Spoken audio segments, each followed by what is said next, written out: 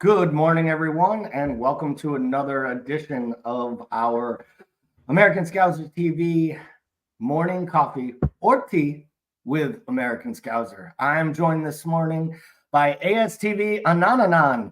I had to do it. How are you, my friend? I am great as the United States men's national team under Pochettino. Well, good. We're getting off that topic already. I'm telling you right now, we are going to talk today, but we are not going to get crazy. But first, let's do what we do like most mornings. Let's say hello to those that are following us, watching along, whether on YouTube, X, or on our Facebook streams. Sir Z, good morning. Thank you for getting up with us as always. Alan, good morning as well. Alan's down in Texas, so he's got to drop the y'all like we don't know that already. So we're going to start Friday morning here. I thought it was funny. We come off the international break.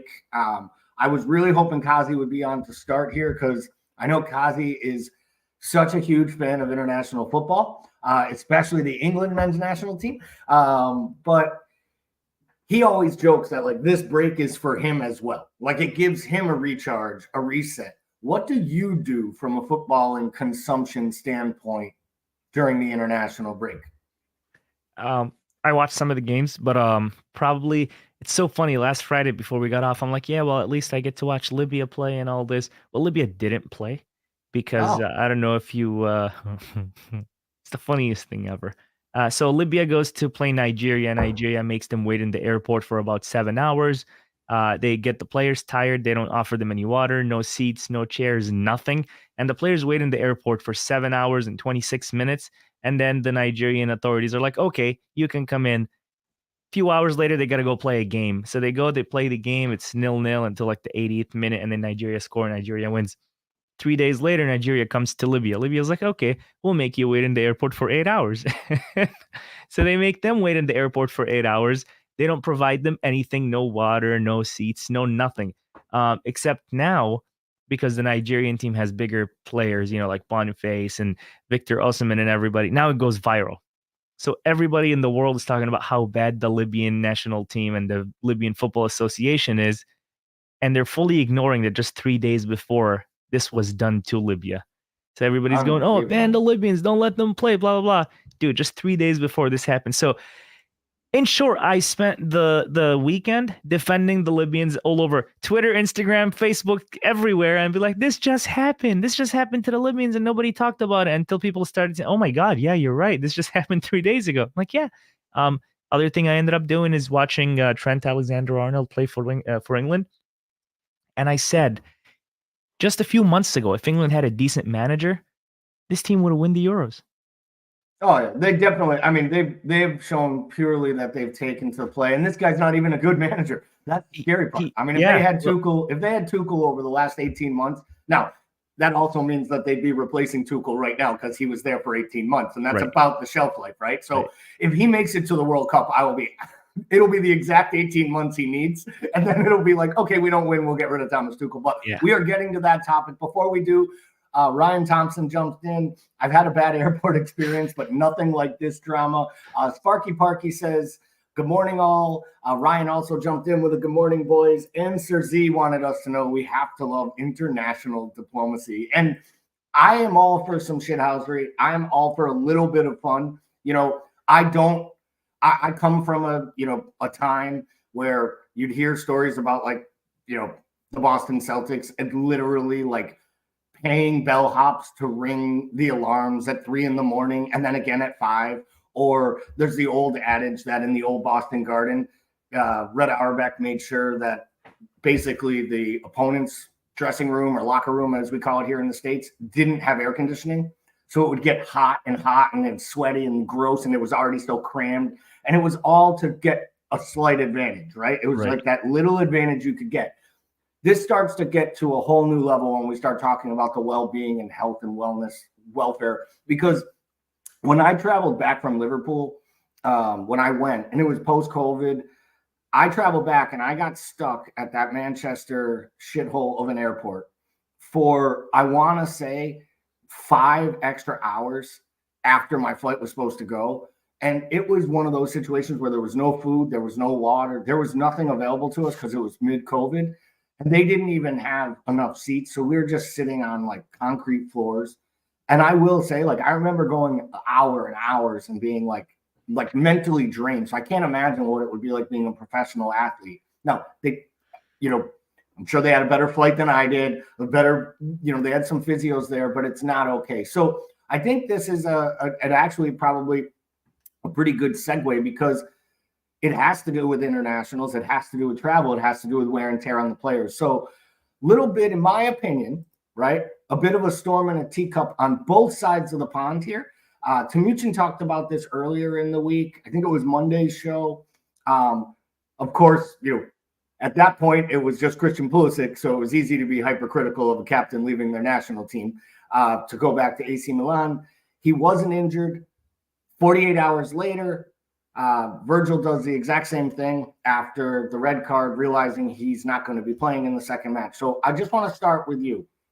Did you have any problem with either of these players going back to their clubs, or the managers of their international teams endorsing the idea that this was a good thing for them to leave? Like, they are both the captains in very intricate parts to the setup. Is it the same situation, different? What's your stance on this? Pulisic had to play a friendly game against Mexico, and Mexico, that means absolutely nothing. He's the captain, I get it, but what difference would it make if he had to go back to Italy to prepare for his club, or if he was injured? At the end of the day, it's a friendly game. People are making a huge deal out of it. Alexei Lalas has went on, I don't know if you saw, he's went on his podcast and he's like, this, Mila, what did he say? This can kiss, load management can kiss my ass. You're the captain. You need to be there. Dude, it's a friendly game against Mexico, in which Poch was pretty clear that he's not going to use his strong 11. He's trying to get to know his player pool. It's his second game. This guy just moved here, and he's trying to get to know what he has. He knows what Pulisic is capable of, so why use him now? Let's use the player pool and see the options that we have. I have no issue with it at all. For Verge, it's a little different because it wasn't a friendly. And I know he's on a red card, but I feel like you want to stay there with your team. If he was Liverpool and he gets a red card and he doesn't, he's not there for the team, I'd be a little upset. So I'm sure the Dutch feel maybe the same way. But at the end of the day, if that's what the manager wants, that's what the manager wants. If he said it's okay, who am I to say, no, you should have stayed? Manager said it's okay. The players, I'm sure, are okay with it. So we move on, especially in the case of Pulisic. It's a freaking useless friendly that means absolutely nothing to anyone except for Greg Berhalter, because he would have won the game. Yeah, we're staying off of Greg today.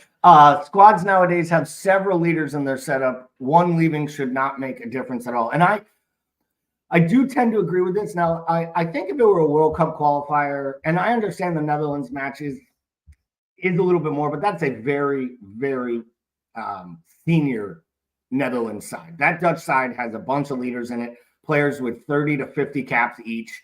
So I can understand it. The other part is we know you can't have it both ways, Lexi Lawless. You ex-players can't stand up there and scream about Rodri's injuries and scream about too many fixtures all year long, and that the players need to be protected. And then the manager protects the players. Because here's the thing. Ryan Thompson makes a good point. At age 25, Pulisic has played more games than Lawless his whole career.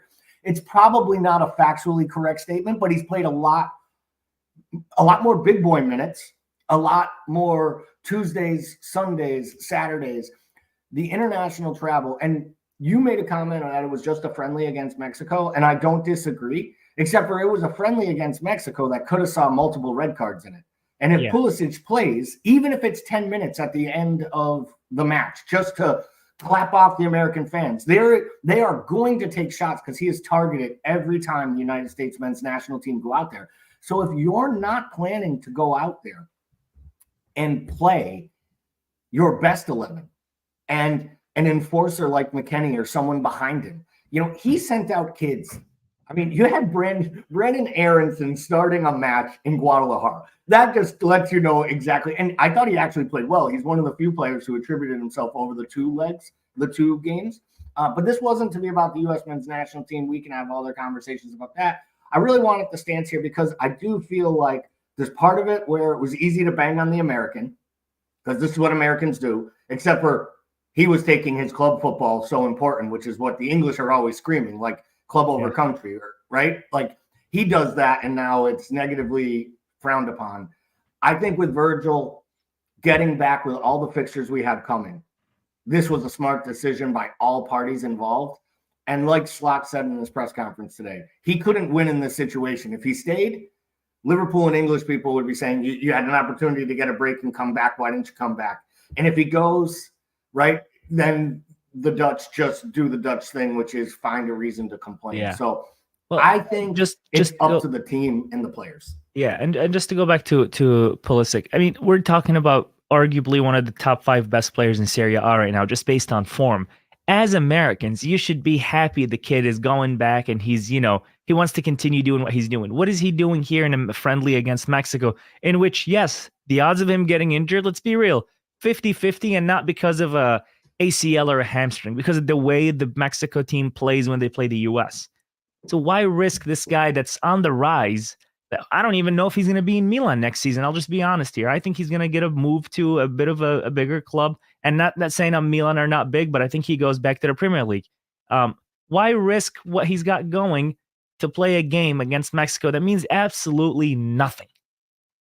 Yeah, I don't know if he's going back. I do think he's going to leave Milan at the end of this year because financially they don't have many options and they need to make some money. And he's a sellable asset, especially for what they paid for him. They'll profit greatly on it. I actually think the sneaky place is I think he ends up at Bayern. And just like all the other Dortmund players, it's like it's not a problem to go there. And he knows he can play in the Bundesliga. I think his body stacks up there. And Bayern's going to need to turn over some of those wingers as they start to, phase them out. And I could see him there, and I could see him thriving there. And I could see them liking him there. Where I think if he comes back to the Premier League, unfortunately for him, he'll be on every advertisement here in America, and it'll just put so much additional pressure on him, especially if maybe it's one of the ones that have American owners. But let's save that for a different Reckless Friday. Speaking of reckless, the FA, they announced Thomas Tuchel, manager of England. So first and foremost, the hire. Anand, did the FA get this appointment right? 100% right. And why? Why do you feel it's the right hire at this moment? They finally hired a winner. Let's be real here. The last winner they hired was Capello.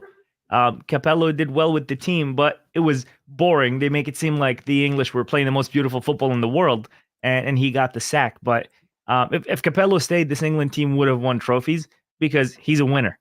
Fast forward with everything they went through, and then Southgate comes in. Southgate was there for 2 reasons. 1, he's English, and then 2, merit. Oh, we got this. He played well. He went to a semifinal. He went to a quarterfinal.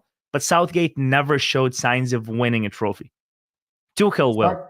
Sparky Parky says reckless. I don't know if he's talking about this program, Timuchin taking the Friday off and leaving me in charge of the sticks, or the hire of Thomas Tuchel. Yeah. We'll let him jump back into the comment to add in what he's saying there, because for me, I think it's a good hire. It's a good appointment. I would defend Southgate in moments because of the results and where they were going and what he took over. I mean, people forget he became manager because, he had to take over for Woy after he had to take over for Big Sam. There was turmoil. He was the under-21s. He came up. He took it over on an interim basis, and he won himself the job. And I would say he earned staying in the role as long as they left him there. Now, they could have moved him on after a cycle or two. I don't want this skewed into I think he was a success. Well, actually, he was a success because he rebuilt what they did. And by the end, he was trying to play a little bit more expansive. So Sparky is taking, I guess Sparky Parky, he's taking what the English media is saying out there. It has to be an English coach for the English team. That was going to be one of my questions for you. Is this an indictment on managers, on the English managing setup? Because I know Gary Neville and Carragher and all the talking mouthpieces are out there calling this a disgrace. You mentioned Fabio Carvalho. Everybody loves Sven Eriksson. So what is it? Is it that he's international? Is it that he's foreign? Or is it that he's German? Right. So let's ask the real question. Would Carragher be saying this is a bad appointment if it was Jurgen Klopp? Because how many times did Carragher mention Jurgen for the England job in the last year? They all got giddy and a little moist when they heard that Pep was considering the job. So if Pep Guardiola had announced, I'm stepping down at Man City at the end of the year and I'm taking over the England job, there wouldn't have been a peep. Every one of these people would be off the top of the charts, screaming to the moon how great this appointment and hire is. I just don't understand if we believe, they're the English supporters media, they seem to feel that Southgate took them to the edge of where he could take them, which was basically quarterfinals of every tournament, and then you get found out against a better tactical manager in a big spot, like he did against Italy in the final of the Euros, like he did in the World Cup semi against Croatia. Like, that is what Tuchel does. So I've been the biggest defender of Eddie Howe. Right. I like Eddie Howe. I think Eddie Howe's a really good manager. I think he's better than Newcastle and will continue to rise in his career. Eddie Howe is not more established or more prepared to take England to the top of international football than Thomas Tuchel is. And to me, it feels short-sighted. And I do wonder if it has as much to do with the fact that he's German and not that he's Spanish or that he's French, because of the interactions with, World War II and the history between the countries. But here's the thing, like, it's 2024. If we're in a world where we allow people to be who they are today and not be judged on the decisions or the thoughts they had in the 80s, like, it's Thomas Tuchel's fault he was born in Germany. Like, where you're born doesn't, to me, indicate who you are or what you believe or how you operate. And to me, he feels like a good appointment. Cersei says there wouldn't have been an outcry by English media if Guardiola or Klopp were appointed. Tuchel was the best manager available. The media forget that Rice and Grealish are Irish. Hypocrisy. No one on this channel forgets that Rice and Grealish are Irish, because Maka makes sure to remind us each and every time one of their names comes up. Rightfully as well. And Sparky Parky, any foreign manager of England will always has his head in the guillotine. That I do agree with. I think this puts more pressure on the manager to get everything right with the players, with the personalities. And if you ask me, the over-under on Thomas Tuchel having fallouts with players, I got a feeling there's more Ben Whites in the closet coming out with Thomas Tuchel than there was with Southgate, right? Everyone defended Southgate. I just think what you see here is going to be a manager who has to succeed, has to hit the ground running. But there's only one goal in mind, right? Nothing matters except for the 2026 World Cup. And he made it clear. He's winning the World Cup. Like, he for first interview, first answer, first question is he's winning the World Cup. So he's trying to ease those fans that he knows what they're going to do. But listen, I'm an England fan. This is a team that supports their players until they lose. And then Sterling is Jamaican and Saka's African. And that's just the same thing happens over and over. So add a German manager to the mix. What's going to happen? Now, if this same German manager wins the World Cup, are the England fans say, no, keep it, we don't want it, send it to the Germans? No. If he plays beautiful football, I hope they can move on and forget this whole he's not English, because we tried the English managers. It didn't work out. Southgate did the best he can. I was, for the last year and a half, this on Discord, I keep saying Eddie Howe for England, Eddie Howe for England. He's just not ready for it yet. He likes the Saudi money. He's enjoying getting paid, and he's enjoying that his assistant does everything and he doesn't. So let him be. Move on. Let Tuchel take the job. If it doesn't work out, he gets the sack, like Capello, like Sven, like everybody else, and we move on. But leave the whole World War II out of this, man. It's 2024. We're heading into World War III. Look forward to that. Exactly. And figure out which side England's going to join. The last English manager to win anything significant was Howard Wilkinson. Before that, it was Bob Paisley. Facts are facts. English managers are poor. And, I just come back to the idea that we have to hire an English manager was what led this FA to appoint Big Sam. Yeah. Now, I know he was the manager for 45 minutes, did an interview and, let out all the secrets and, basically got catfished by like an 8-year-old in Spain. But then you go to Hodgson, then you go to Southgate, and people are clamoring. Like, I like me some Eddie Howe, but it was Eddie Howe and Graham Potter. We wanted Graham Potter, the energy that is Graham Potter, who failed in the one spot he ever got. Like, it just doesn't make any sense. So let's shift gears over to our boys. Manager was up at the podium today, had his presser. I listened to it. I love how they start every single time with a wry little smile and a joke from him. And then that first question comes in, and he's like, "It's been 2 weeks since I asked you, so I want to ask you about the contracts." And he just leans forward and is like, "I have nothing new to talk about the contracts." But he did. He gave some praise to Trent. He talked a little bit about Virgil. He also said it's same question, same answer. We'll have information when it's time. Do you think there are conversations happening behind the scenes right now with these three players? I think I've asked you this before. In your gut, which ones go, which ones stay? I think the conversation is happening with two players and not the third. I think Verge is going to get a contract. Trent's going to get a contract. I don't think anybody had a conversation with Mo. Yeah, I felt that way all along. I also thought Mo would go last summer or even this summer. Like I honestly believe, I think I said it the night the deal came out when the surprise 3-year extension. I was like, oh, this smells like he gets sold in the second summer and it's already agreed upon. Like they know the price, they know what it needs to be. Now he's had a bit of a renaissance, and I think having Schlott as manager has changed that. Sparky Parky says Trent has gone. We need to move on. I'm not buying into the front page papers. Their job is to write what the people at Real Madrid tell them to write and then create the pressure on the other club and the player. So this is about them saying, we're going to make the Daily Mail run the articles, putting more pressure on Trent.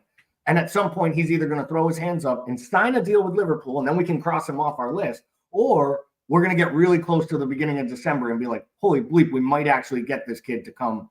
And now there's, rumors today of 2 mystery teams coming in.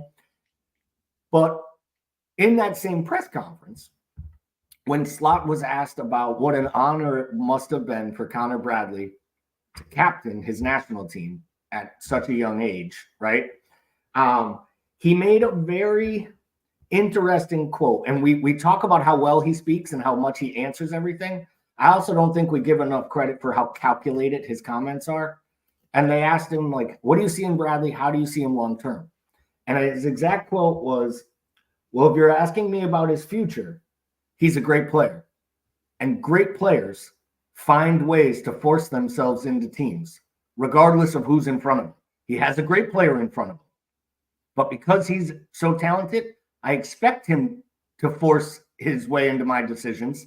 And I expect him to do that for this club for years to come. That, to me, felt very much like, one, an endorsement of the young lad, if he has to play in an extended run for Trent.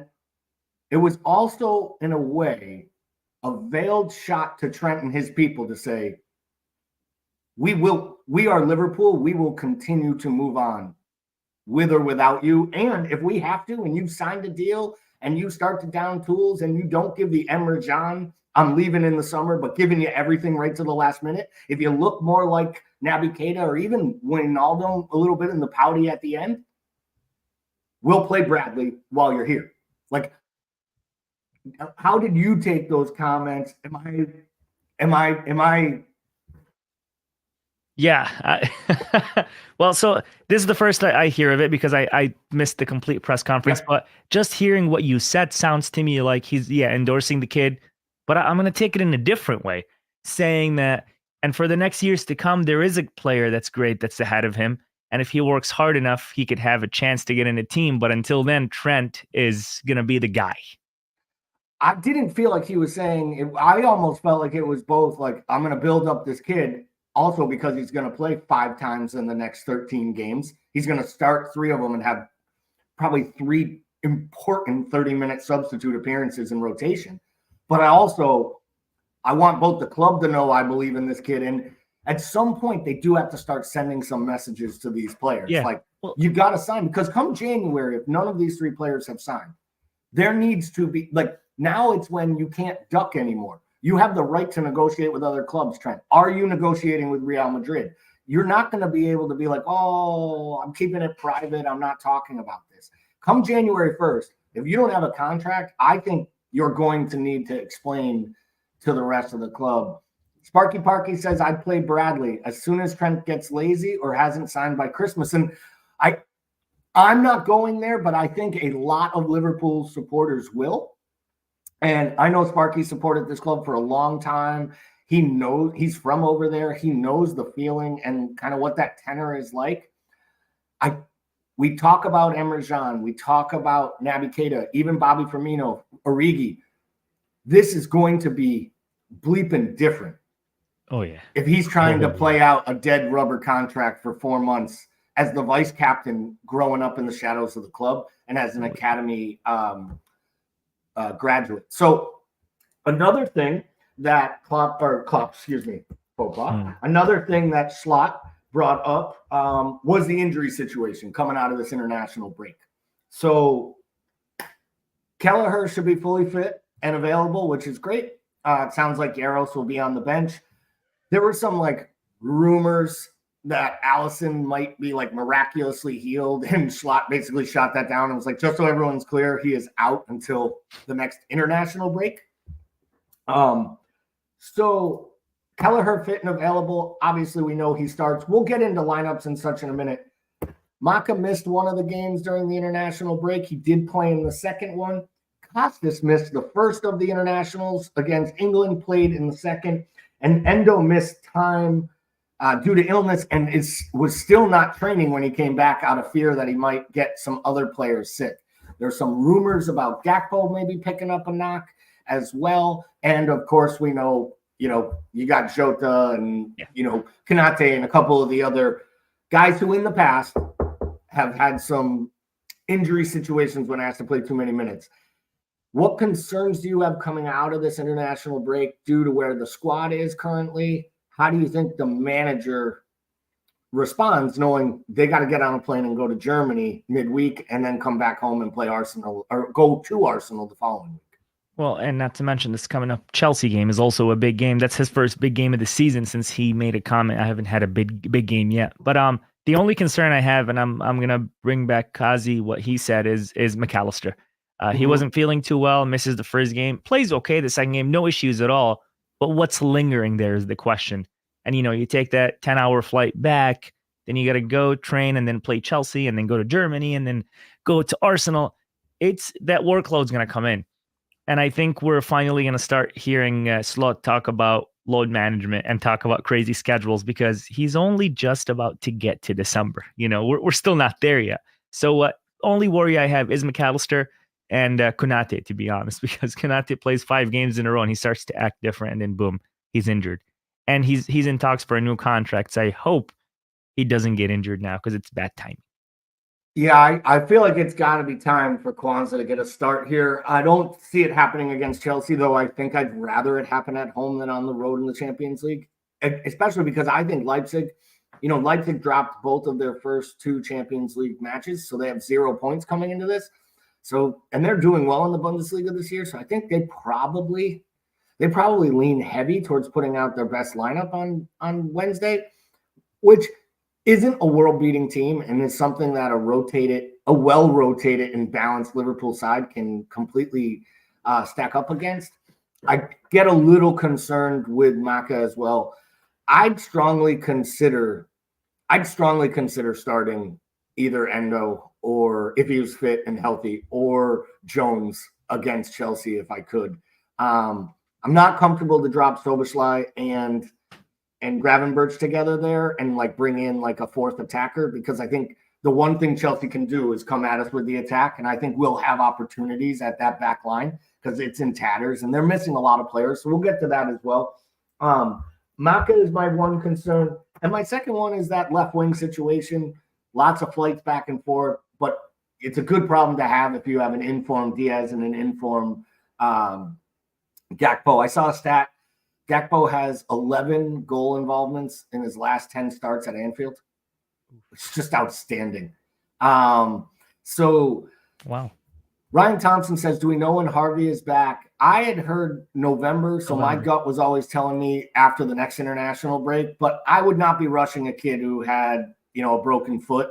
I I want him back. I think he would be massive for the squad. He looks like he's he's back in training on his own. He looks like he's doing workouts and everything. So so maybe he makes an appearance or two before the next international break. I say right before the next international break. But why play just in time for England to call him up with the under-21s? To ruin it again. Yeah. So one last thing Schlott talked about, the writers, the reporters, right? They all wanted to have him talk about the schedule because of the matches that are coming.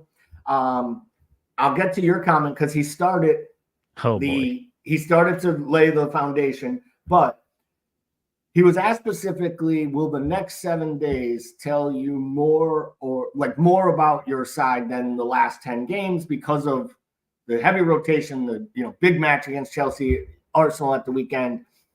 I loved his response. He was like, I don't think you'll ever know anything about a team after 3 matches. But if you are asking me if our fixture swing has gotten harder now and we're going to know more about ourselves 8 to 10 matches from now, then the answer is yes. But in the next week, we will just know how we did over 7 days.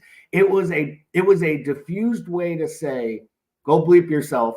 I'm not telling you we need 2 wins and a draw. And I'm also not telling you the sky's falling if we happen to lose, if we draw with Chelsea and lose to Arsenal on the road next week. Like the season's not over, we're still in good place.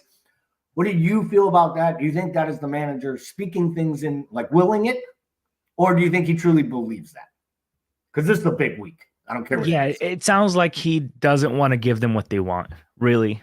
I'm not going to listen. I know what you want. You want me to go on a rant when it comes to the next few games. And you want me to talk about if this happens, it's okay. If that happens, it's okay. Not going to give it to you.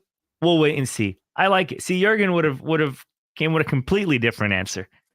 And this is the beauty of just 2 different people doing the same job 2 different ways. I like the way Slut went with it. With you, again, this is the first I hear of it. So hearing that kind of made me smile. Like I imagine his face doing it too. He probably had like a little smile, like a little smirk on his face. Oh, whole time. Yeah. See, I love it. I'm good with it. He's good. Exactly. He's very good at deflecting questions, and it doesn't look like he's deflecting because to them it sounds like he's answering the question. He actually answers questions. He just only gives them so much, but he gives them enough that they really don't have the ability to ask a second follow-up question to it. Or write which an is, article. I think the genius, the brilliance of it is how he handles it. He says a lot of Chelsea players are out, particularly in defense. We'll talk about that a little bit as we kind of preview the match here in a moment. One other thing he did bring up, though, and it is pertaining to schedules. And I should mention, thank you to everyone who's tuning in this morning. If you're watching us on YouTube and you haven't yet, get on down there and smash that little subscribe button. Drop a comment for us. We'll bring it up. We're on here every weekday or Monday, Wednesday, Friday, 10 a.m. Eastern, 9 Central. So please tune in and check out all the other content that we have coming out, including our match day content, which is always lively and fun. He talked a bit about the kickoff time. Last week, he made the comment, lunchtime kickoffs aren't a problem. And his comment was directed at, well, we train every day at that time, so I must be a terrible manager if you can't play a game at the time you train. The media twisted that up on him a little bit because after the match, he talked about how, Alisson's injury might have been related to the late travels. And his point was, I'm Dutch, I'm direct, so I answered your question, 12:30 kickoff. Let me clear this up. A 12:30 kickoff following a Wednesday night game in the Champions League, whether at home or away, is probably not helping players not sustain additional injuries. So I agree with everything he's saying. I agree with how he's coming about it. And I do like that he's taking out the old excuse making and not saying, look at us, we've done this more than everyone. He's talking in general. He then took it one step further. And he said, here in England, that is not the mentality or the mindset. They see you played on a Wednesday, they make you play again, on the midweek. And he basically said, the difference in the Dutch league is that in the Dutch league, you would never be asked to play a match on a Saturday after a Thursday or a match on a Sunday after playing a Wednesday. They'd even move that match to a Monday or even a Tuesday. actually strategically moved matches to help Dutch sides in Europe. Do you think England should have some type of scheduling rules? And will the smaller clubs once again say this is just one more way that the leagues are trying to help the big clubs because they're in the big competitions, they get the extra rest, they already have the extra squads, the 5 subs, and now we're worrying about Liverpool. Liverpool's playing Monday afternoon games, and I think we all know the real question, right? Will the TV sponsors allow that? The answer is no. But should England do more to help their sides in Europe? The simple answer is yes, because it benefits everyone, not just those teams, but it benefits the league, it benefits the small club, it benefits the big club. But of course, Sky Sports and TNT Sports, now no more BT Sports, will say no because they essentially own the league and they own the teams and they own the money that comes in and out of that league. So they won't do it, but they should. You don't want players getting injured. You don't want players not wanting to play. You don't want managers coming out and bitching about this week in, week out. Give your big teams an extra day or two, let them play in Europe, come back, rest, and play again. Because guess what? If they go out in Europe and they win, you make money. They win the Champions League. It's better for your league. It's better for everybody around. It'll attract bigger names. It'll attract bigger stars. It'll increase your viewership. But no, they don't care about that. What they care about is how much is Sky Sports going to make? How much is TNT Sports going to make? And at the end of the day, who gives a shit about the players? Sparky Parky says the TV has the rights. They pay the money. And I don't disagree with them getting a say. But it's this comes back to like the players go out on strike and we get second-rate players. The TV rights won't be worth as much, right? Like you won't be able to garnish the same money if more and more players stop coming to the English game and stay in other countries or stay in other leagues. Then this league is going to be diminished. I understand it's probably always going to be the number one media-driven league for the plain fact that it has the largest American audience, which means you get a second huge cut of money because we pay more for TV deals here and we can show more games. So let me ask you, Sparky says the TV is all about the viewer numbers. They don't support the teams like fans. I do agree with that, but they pick the same teams for a reason because those teams and those clubs create the viewership and get the eyeballs. And if the product gets worse, and there has to be more rotation, and stars like Rodri are out for long periods of time, then, in my opinion, the product gets diluted. The quality of everything goes down. I mean, let's be honest. That was one of the worst Euros I've ever watched from a play on the field standpoint. Yep. And that was purely down to guys, in my opinion, just being absolutely gassed and maybe mentally fatigued more than they were physically fatigued because there was a lot of mistakes that led to the Euros, in my opinion, being poor. But we'll get off the conversation here. I think we've had a good review of that. We'll finish it up with this last comment. Sir Z says it's short-term thinking. Eventually top players will go to Spain where there are less games, easier physical conditions, and they do, well, let's be honest, they cater to Real Madrid and Barcelona winning everything. Well, so also think about it this way. Now with the new Champions League format, they're going to play more games. So why not adapt? You know, the league, I get it. The Premier, they are going to have that the holiday break and all that, but they need to adapt. There's more Premier League games. Now the Club World Cup is increasing. There's more games. It's every two, but why not adapt to it and give those players a little more time? Why wait till they all say, you know what, I can go to Spain, play the exact same amount of games in 38 weeks, but with a better time. I can rest. I can come back from the international break and not play 2 days later. I can play a Champions League game, and if I'm in the final or semifinal, I get an extra week off, Well, the Dutch league does it. Why can't the Premier League do it? I still can't get it. They still think this is 2002, It's not anymore. It's 2024. They're playing north of 80 games. They're not playing 46 games anymore. Yeah, I couldn't agree with you more on that one. Let's talk about what is it, 10 game. Let's talk about match 11. The 11th match of the campaign kicks off Sunday, 11:30 Eastern. Liverpool welcomes Chelsea to Anfield. Obviously, we've had some memorable matches with Chelsea, both good memories and sad memories, right? Both home and away. But This is an interesting one for me because, I think it was Monday's show where Matoush was mentioning how last year when we drew a Chelsea 1-1 at the beginning of the year, we were like, oh, that was a terrible result. And by the end of the season, it looked like that wasn't that bad of a result because they were playing, it's about when you get a team, right? And I think in this case, we might be getting this team at the actual perfect time. They are playing better, but they have some big injuries, a couple big injuries, a couple players suspended in their defense for accumulation of yellow cards. So I think we're catching them at a good time, at the right time. When you think of Liverpool, Chelsea, some people are like, it brings them to some of the great early moments. Some people think of the Abramovich era where they kind of just did this to us, a week in and week out every time we played them. And then some people think of some of the most nil-nil drab finals England has ever seen over the last 3 seasons. What do you think of when you think of that Chelsea side? I think the Abramovich era always stands out. I think of Luis Garcia's ghost goal, but I also think of one of my favorite Liverpool goals ever. It's very specific. It was in the Carling Cup in 2008 when Risa hits that volley, comes from the right, and then Risa just turns his body and hits that volley in, and it's just such a beauty. One of my favorite players of all time, by the way. But yeah, it's an enjoyable match when both teams show up. The last 3 finals we played against Chelsea, both teams showed up to get a draw. So we had 0-0, 0-0.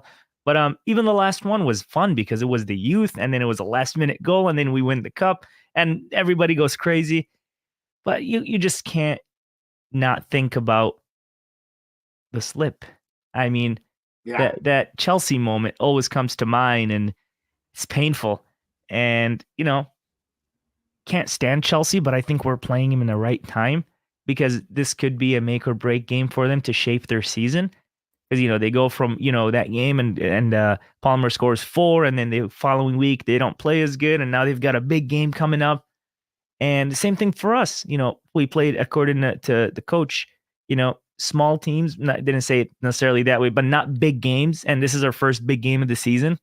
And that could shape us up because after that, you've got Arsenal. You want to be on an upwards trajectory when you go play Arsenal. So I look forward to it, but I expect a closed game. I don't expect an open game where both teams are going for it. I think both teams will play with caution because they both don't want to lose their first big game of the season. Well, yeah, and I do believe that too. I think I forget. I think it was Matoush again Monday. It was like, oh yeah, I'm predicting like a basketball score. I think he called 4-2. And I was thinking or 4-3, 4-2, and I thought to myself, see, I see the opposite there. This is where I was going. Sparky Parky says this game has 3-2 written all over it, so it will be 0-0. This is kind of how I felt. I feel in certain ways their defense is ripe for the pickings because of the players they're missing. I also think that we don't ever look great coming off international breaks. We have a lot of guys with a lot of minutes in their legs and probably need a little rotation. And I just don't think he'll do the mass rotation in this match. And because of that, I could see us being a little cagey. I also think they may try to sit back a little bit and hit us on the counter and see if they make us come to them and use our possession. If we'll make a mistake, we have a backup keeper. I just want to be careful with the playing out from the back. If Queef Kelleher is listening right now, my man, kicking it long is not a problem this week. Not a problem, please. So let's talk a little bit about what you think this lineup will look like. I just mentioned Kelleher will be in net. Starting traditional back four for you, no questions asked, 100% locked in. No, I think the whole 11 is going to be the usual suspects. I think, we go back to the same 4 in the back. We go back to the same midfield. McAllister will start. We'll play a full game probably. The question is up front, is it going to be Darwin or is it going to be Jota? And I think Darwin might just be a little fresher. Jota, he doesn't do quite well when he comes out of international breaks where he played a lot of minutes. I also don't want him getting injured, so I don't know. Knowing Slot, it's probably going to be Jota, but if it's my call, it would be Darwin. That was the only change I would make. But yes, Salah, Diaz, Szoboszlai, Gravenberch, McAllister. It's the usual suspects for me. I think the only big change, obviously, is the lack of Alisson in the team. Other than that, this team doesn't change. He's not going to make a big change in the lineup in what, according to him, is his first big game of the season. Yeah, I think Jota. I feel like Jota's locked into this game as much because I think the Champions League format, setup, and play actually suits Darwin better. And Leipzig defends with a high line, so you want a guy like Darwin running behind him. So I think he gets a start in Germany midweek. I also think Darwin does offer you something different than any of the other attackers as from a substitute standpoint. I question the Gakpo Diaz thing, and it's about minutes. And it's also because we have seen Diaz. I mean, the form is still good, but we have seen in the last couple of performances him come a little bit more back to the Diaz we know and love. The one looks like he's got his head cut off, and earlier this year he was making 8.5 out of 10 decisions correctly. Now I feel like he's back to more of his Diaz standards of around 6.5, and one of them is world class. Makes me always wonder: is it when he gets too much confidence, he tries too hard? I don't know what, because when I used to play, that's how it was. I'd play the game. I'm doing well. Now I want to take on everybody. Nobody's getting the ball. And I feel like that's how it is with Diaz. He does well. And then once he starts taking off, he's like, screw you all. I got this on my own. And I don't think you're wrong there. Jota starts, I think. Hopefully Chiesa gets more playing time. Sounds like Chiesa's still hit or miss whether he'll be on the bench or not. I would like to see him start to play, but he's a guy you do when he's healthy. Sparky's going to say Diaz all day long, but that's as easy for Sparky to type in as, don't ever play Jones again. He's not a fan of Gakpo, hasn't been a fan of Gakpo, and that's okay. We want all opinions here. Bring them in, except for the ones that are negative about the host. Those you can just keep all to yourself. Those are not allowed. Just kidding. You can be as negative as you want every time Timuchin is behind the chair and microphone. I think the front could see a change, and I just think Gakpo is the only real one that maybe gets a shout. I shared that stat earlier. The manager has been very high on him. I do think at some point he has to give Gravenberch a break because the guy hasn't played this much football in literally 2.5 years. He needs a break, and that to me is still the biggest question mark in this side. Like, to get the best out of this team, what does a Gravenberch substitute look like? Is it bringing in a fourth attacker and dropping Szoboszlai back? Is it playing Jones in that deeper role?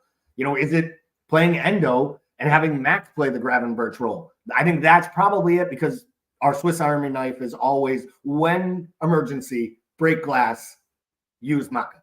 Yeah. Because he can do the most, he may be the most technical footballer in the whole setup. I don't know if there's a thing he can't do. And he's kind of proven that. Yeah. Now that I think about it, and I don't want to bring him into this, but the last player that was able to do, the attacking role, the defending role, the supporting role was Thiago. But obviously he was never fit, so we didn't get to see a lot of it. And I think the closest thing we have to that, minus the actual abilities, it would be McAllister, because he works out everywhere, and he never looks like he's a step behind unless he's coming back from an international break, because every single time he came back from an international break, he looked like he's not Alexis McAllister. He looks like Alex McAllister. He does. He looks like Kevin McAllister, and he could be chilling in Home Alone. That's what he looks like. It did not look good at all. Yeah, exactly. That's what the face looks like. We completely forgot to mention this, and I know it was not done on purpose, because I think we both stand for this guy. Szoboszlai, what a good international break for the guy. Did well for himself. And I think that's important, because I do think he's a confidence player. He's one that I do believe I think he is one that has to continue to kick on. And I do think he is a confidence player. Like, he had some B to B plus performances, in my opinion, over those last few games. Mm-hmm. But because we grade on a curve when you put in so many stinkers in a row, those B pluses felt like they were like A's to A minuses. Yeah.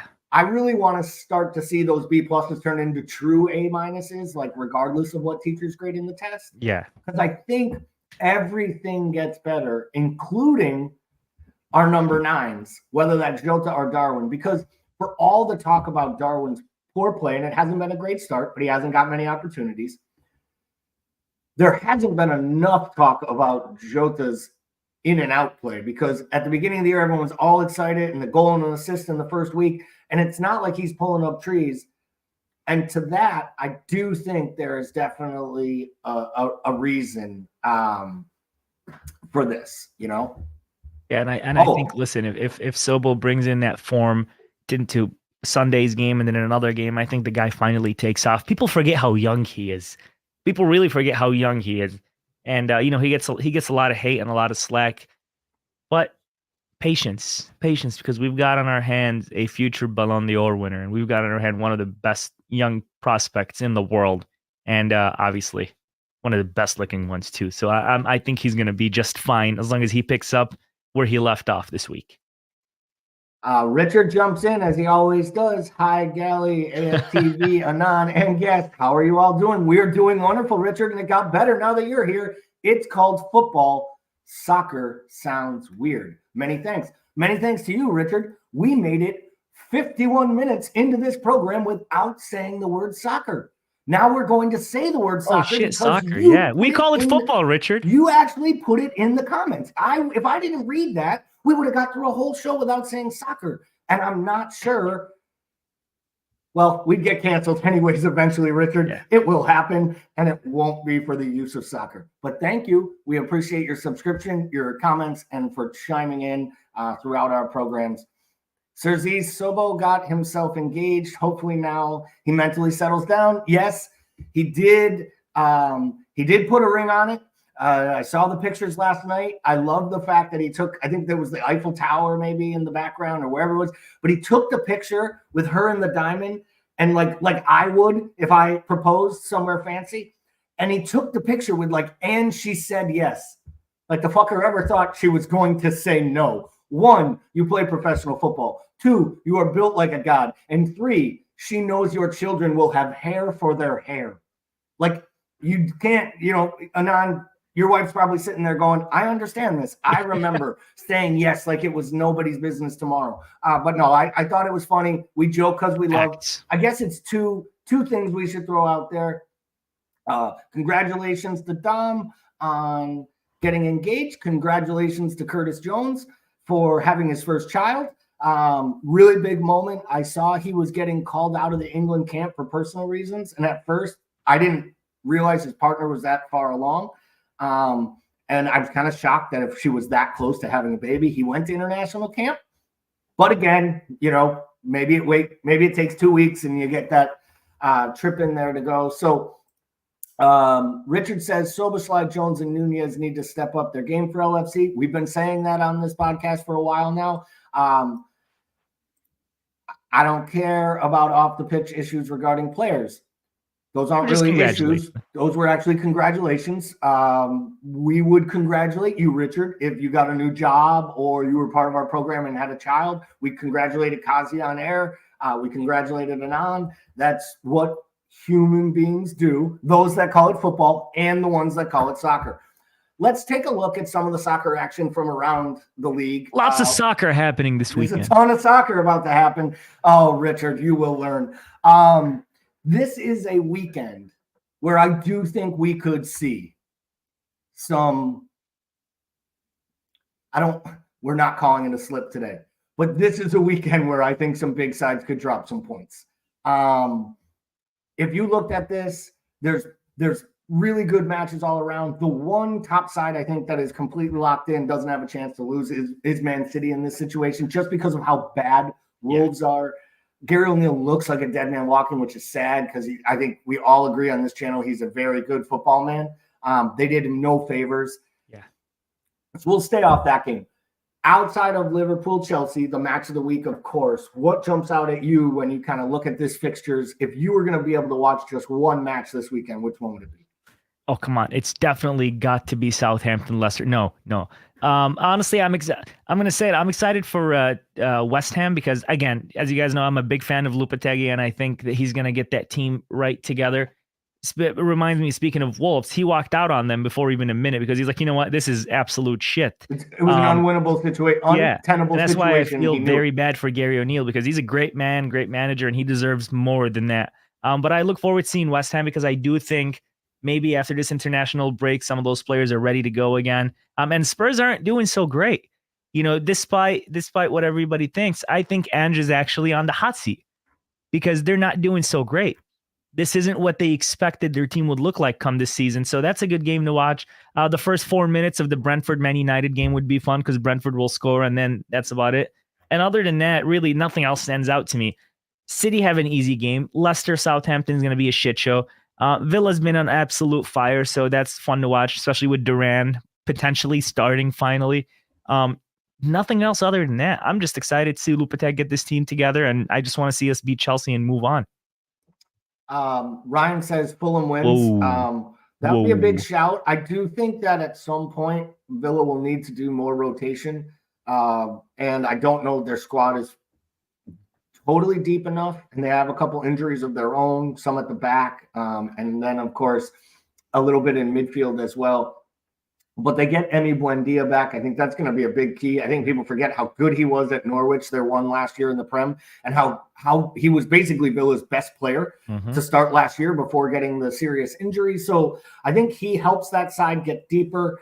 They are talking about starting Ross Barkley and Yuri Tillemans in midfield together, though. So, that's a side that could have started for Everton 8 years ago. So that makes me a little nervous. So it'll be interesting to see where that goes. How about the big one at the bottom of the table? And I'm not talking about Southampton, Leicester, because I genuinely think Leicester will take care of Southampton. And after they lose a home match against a relegation contender, I think Southampton recognizes quickly, we either fire this manager and get, a caretaker that can keep us up or try to change things, or we give this guy an extension with the idea that we're going back down and you're going to bring us back up. Ipswich Town, Everton. Ipswich had 2 brutal fixtures to start the year, rolled off 4 draws, which shows they have the fight. If you're in Ipswich Town and you don't get 3 points at home in matches like Everton, do you have any chance of staying up? And is this like a must win for them and even a draw? Crazy that it's a must win for both teams.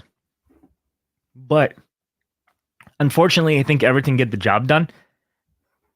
I just, Ipswich they've shown some decent football, even against us for 60 minutes. They looked good. The next 2 games, they looked good. I just think Everton are starting to have that wake up, and I think they're going to take care of business. And I worry for Ipswich because I don't think they're looking like they're going to be staying. I think them and Southampton are going to be going back down. And I don't like to say it because I like Ipswich. I like the way they've been playing. I like that Delap kid, man. He's been playing really well, but just not good enough. Not good enough to stay in with the way Everton are playing. And now the takeover talks and the club is moving forward. Some are even taking Everton might bring in Mourinho if Deitch doesn't work. So there's a lot of pressure there. So that's a club that's about to go on an upwards trajectory, unfortunately. And I got a feel for Ipswich. Richard, Liverpool versus Chelsea. Can you do lineups, predictions, breakdown for me, analyze the team's pre-match analysis, and give me your expert opinion as US LFC fans? So all you got to do is rewind about 10 minutes from when you came on here and just completely made this a soccer football podcast. And we did all of that. But if you're also interested, Richard, you can tune in at 11:30, 10:30, about 10:45 Eastern on Sunday morning. We will have our pre-match analysis show where we will do predictions. We will do lineups. We will talk about everything that's happened around the sport. And I promise you, Richard, we won't do too much time talking about personal lives or being nice humans or saying anything positive about anyone. With that, well, Sparky says United will get a new manager after this weekend. So let's say something positive. Okay, no, there's nothing positive. Yeah. Do you believe United will lose to Brentford? Do you believe Brentford will go to Old Trafford and get all 3 points? And do you believe it matters? They will not get 3 points. They might get 1. But there's just no way. Brentford have been playing some good football, right? Or they're playing some good soccer. But the thing about Brentford is they play well for 55 minutes to be exact. And then shit goes downhill and it goes south. I don't think they'll get the 3 points at Old Trafford, but I think they'll put up a good game. And I think that's another week where Ten Hag holds on to his job until further notice, like they would say. Ryan says Brentford draw. I could see a Brentford draw. Could Brentford go there and squeak out a victory? They could. United does have some. I mean, they're down, I think, 3-4 center backs. It's basically De Ligt and I think Johnny Evans. Harry Maguire's out now. Lindelof's out. They are definitely, Martinez is out. So they definitely have some issues both on the pitch, off the pitch, in the dressing room, in the manager's dugout. I just don't think Ineos is ready to pull the plug yet because they know what they're going to do. They're going to fire Ten Hag. They're going to go to Ruud till the end of the year. And then they're going to decide from there. There isn't a manager they want. They're not getting Amorim out mid-season. They're not getting one of the young up-and-coming managers. They're not going to convince Nagelsmann to leave Germany. Like, there are guys out there that would be worth hiring. There's no way Zidane's going to step into that shithole. And Zidane's not taking that job. And I don't even know that they would allow it. I don't think their supporters. I mean, we talk about England losing their mind over a German. Imagine Zidane taking over Manchester United and not answering anything in English ever. Oh boy. No chance. So we're going to jump in here. Subscribe to the channel if you haven't already. Please get on over there. Give it the likes. Give it the thumbs up. Send us a message. Don't forget to tune in on Sunday morning, pre-match, Sunday afternoon, post-match. We'll be back Monday morning for the coffee show. And, of course, we will be back live in action, bright and early, on Monday at 10, hopefully talking about another Liverpool 3 points. And the Reds staying top of the table. For everyone here at American Scouser TV, myself and Anand, thank you. I hope you all have a reckless Friday and you all have an amazing weekend. See you guys soon.